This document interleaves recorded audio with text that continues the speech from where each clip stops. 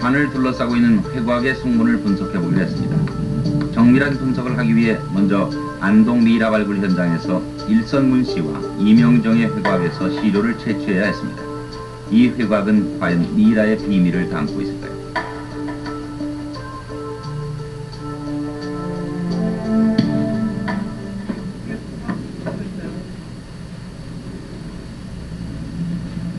먼저 회곽에서 떼온 회덩어리에서 시료봉을 추출해냈습니다. 첫 번째는 물의 양이 얼마나 통과하는지를 조사해 공기가 잘 통과하는지 여부를 알아보는 수수 계수 측정을 해봤습니다. 그 결과 일선 문씨 미라의 측정치가 낮게 나왔습니다. 수수 계수를 저희가 측정한 결과로 볼 때는 시신이 아주 부패했던 할아버지 쪽에서는 약 0.18ml 정도로서 상대적으로 수수의 효과가 큰 것으로 나타났습니다. 이에 대해서 반대로 할머니 쪽에서는 수수계수가 0.01ml 이하로서 거의 사실상 측정이 불가능할 정도로 낮은 값이 나왔습니다. 따라서 주변의 수분이나 공기가 제대로 침투하지 못하는 그런 효과를 가져올 수 있었습니다. 두 번째 실험은 풍화 인내도 측정. 고체 덩어리인 암석이 개별 입자인 토양으로 분해되어가는 과정을 통해 암석이 토양 입자로 얼마나 변하는지를 확인하는 실험입니다. 드럼 속에 넣고 물과 접촉하면서 회전을 하도록 합니다. 여기서 이제 회전을 시키게 되고 그 속도를 일정하게 유지하기 위해서 그물 구조의 원통 드럼에 넣은 시료를 물과 접촉하며 회전하게 물을 흡수한 시료가 충격을 받으며 작은 개별 입자로 풀어져가는 정도를 파악하는 것입니다. 풍화 인내도가 크면 조직이 치밀하며 단단하다는 것을 뜻합니다.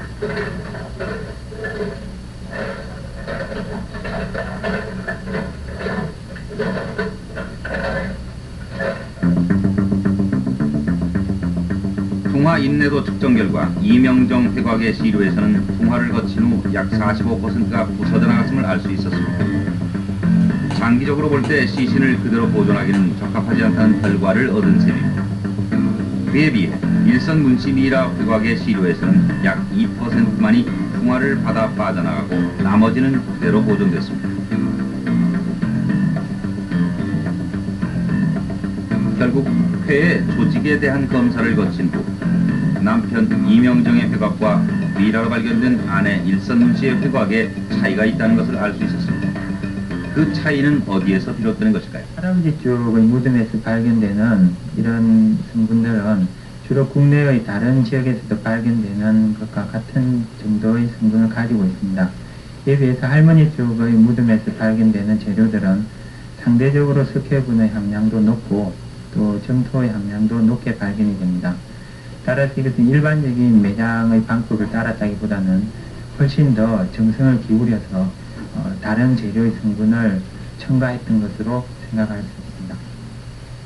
시신을 깨끗하게 닦은 후 수의를 겹겹이 입히고 관은 이중으로 해서 관의 틈마다 송진으로 칠을 하고 그리고 좋은 회와 흙을 써서 다시 한번 회곽으로 관을 쌓고 결국 정성을 다해서 장례를 치르려한 행동이 완벽한 밀폐 상태를 만들어 시신의 부패를 막는 결과를 가져왔던 것은 아닐까요?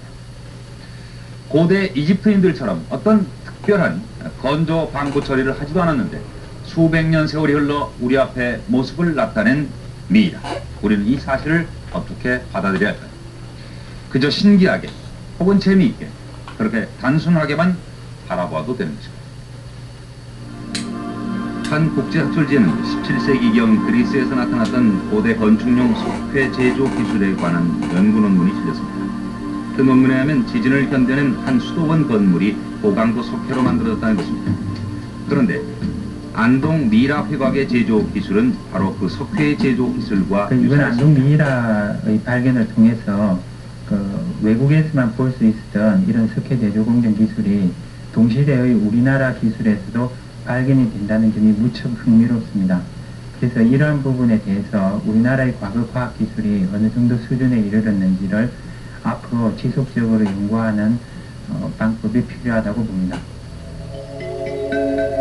미라의 연구를 통해 우리는 어떤 사실을 알아낼 수 있을까요? 람세스 2세가 동맥경화를 앓고 있었다는 재미있는 사실 또한 미이라를 연구하지 않았으면 알아내지 못했을 것입니다. 고대 인류에 대한 고고학적, 인류학적 사실 외에도 우리는 미이라를 통해 더 많은 사실들을 알아낼 수 있습니다. 세상의 주목을 받으면서 발견된 5,000년 전의 냉동 미이라.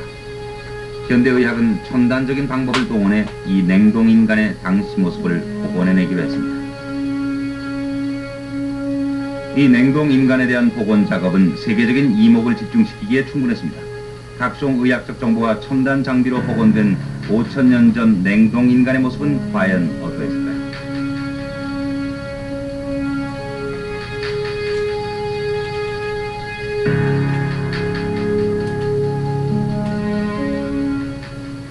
현재 살고 있는 사람들은 과연 그 뿌리가 어디 있는지를 공부하다 보면은 그런 연관적인 관계는 사적인 자료, 역사학적인 자료와 같은 간접적인 자료에서 찾거나 또는 바로 현대를 살고 있는 우리 현대 사람들의 몸에서 그 증거를 찾아볼 수 있습니다. 그런데 그런 우리의 조상들에 대한 유골이나 미라가 발견됐다면 직접 그때 당시에 살았던 사람들과 현대 살고 있는 사람들과의 연관관계를 직접적으로 찾아볼 수 있는 중요한 자료로 활용될 수 있다고 생각됩니다. 네, 안녕하세요.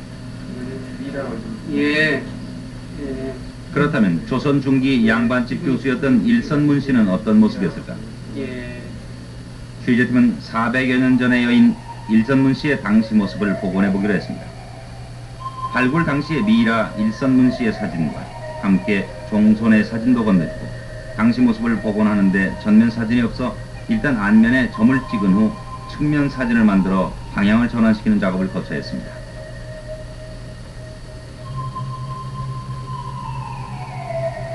그 결과 미이라 일선문 씨의 복원된 얼굴은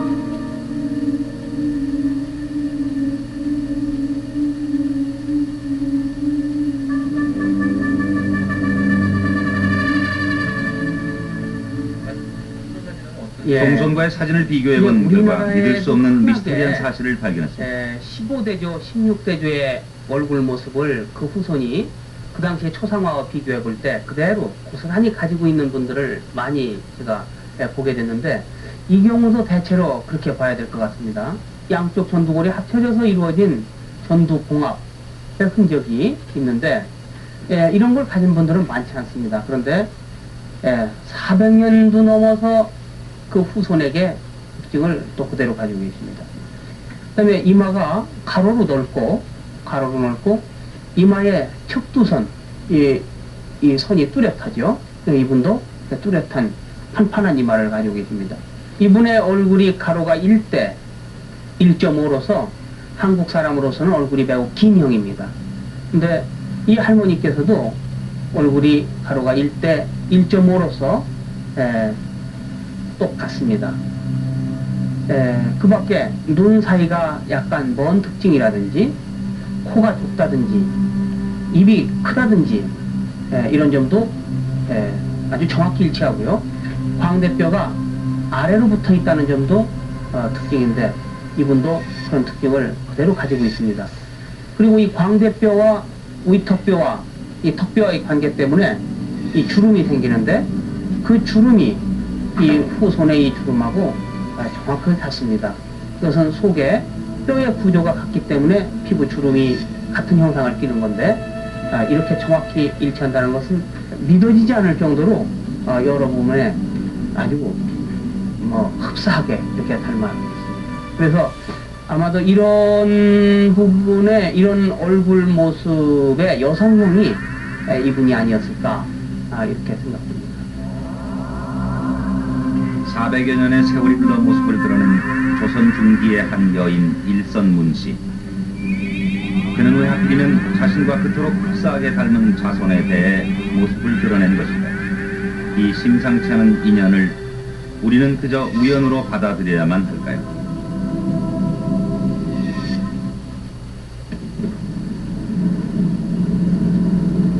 취재진은 미이라가 발굴될 만한 곳을 알고 있다는 한 향토 사학자를 만나봤습니다. 서울 도시외곽 고속 순환도로가 만들어지게 된 장소인데요. 지금 이 운행나무가 있으면요, 저쪽에 과거 지금 일산 풀리는 신도시를 곳하고 개발할 이쪽에 당시 다 수많은 미이라가 발견되는 것을 목격하면서 미이라가 나오는 장소마다 어떤 공통적인 특성이 있음을 발견했다는 것입니다. 묘는 지금 여기서 한 50m 안쪽으로요. 이렇게 들어가시면 그 민묘들이 봤을 때 일산 신도시 지역에서 나왔던 미이라가 추출됐던 그런 묘들과 아주 유사한 점들이 많습니다. 좌양이라든가 쾌감을 가진 거라든가 앞에 있는 성물이라든가 이런 걸 봤을 때는 앞으로 이쪽 지역에서 많은 숫자의 미라가 나오게 될 개연성이 굉장히 높은 것이죠. 일산 쪽에서는 많이 나왔습니다. 일산 지역에서도 많이 나왔습니다. 한 3, 40기 정도의 미라가 발견된 적이 있었는데 워낙 빠른 시간 동안 도시 개발을 하다 보니까 뭐 외부에 알려본 적도 없고 그냥 자손들이라든가 그 사업하신 주체 되시는 분들이 그냥 대충 알아서 화장 모시고 이런 일들이 많이 벌어졌었어요. 이렇게 막 불러 떨어져 있고 상석인데 이게 도로가 들어설 예정이라는 이 산을 10분 정도 올라가니 버려진 묘지들이 보이기 시작했습니다. 이 아래쪽에 3분상, 2분상, 3분상이 있어요. 여기 앞에 상석이 있고요. 이거 뭐, 깨져버리고 막 그러긴 했지만, 요 이제 상석이 이렇게 위치하고 있고, 상석을 중심으로 해서 가운데에 봉분이 하나가 있고, 왼쪽, 오른쪽에 이제 봉분이 2개 있는 것이죠.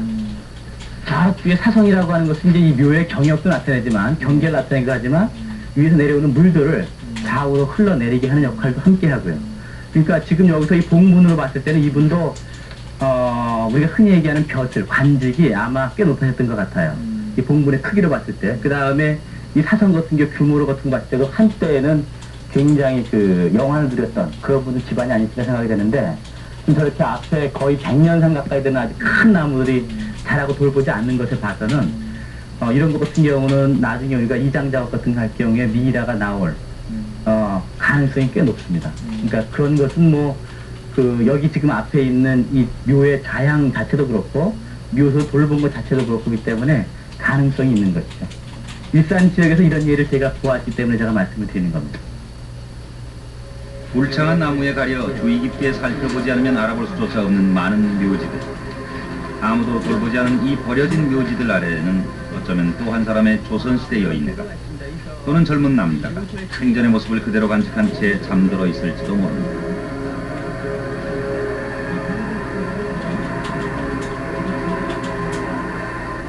세분상으로 나타나는데 이렇게 잔디는 거의 없고 잔디는 없고 이렇게 낙엽하고 바로 흙이 이렇게 나오게 돼 있지 않습니까? 잔디가 없는 거죠.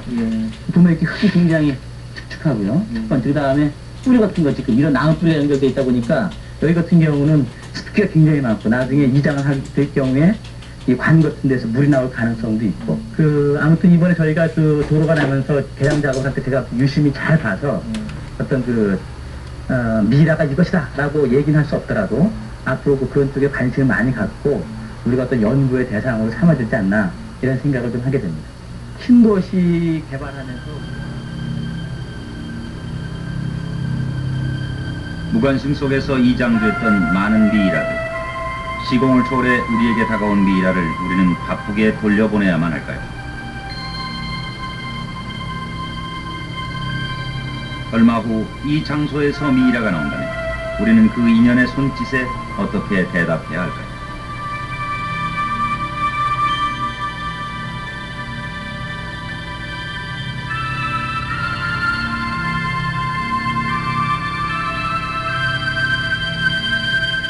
앞에서 둘러본 장소에서도 과연 미이라가 나타날까요?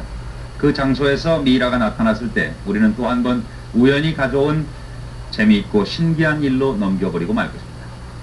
그러나 일선문씨의 미이라가 하필이면 자신과 그렇게 닮은 자손에 의해 모습을 드러냈다는 약간은 섬찟한 미스터리한 사실을 우리는 어떻게 받아들여야 할까요?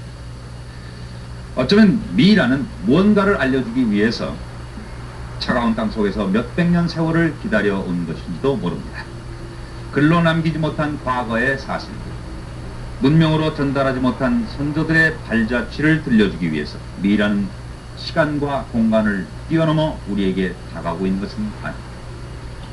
미스터리 추적 다음 시간에 다시 뵙겠습니다.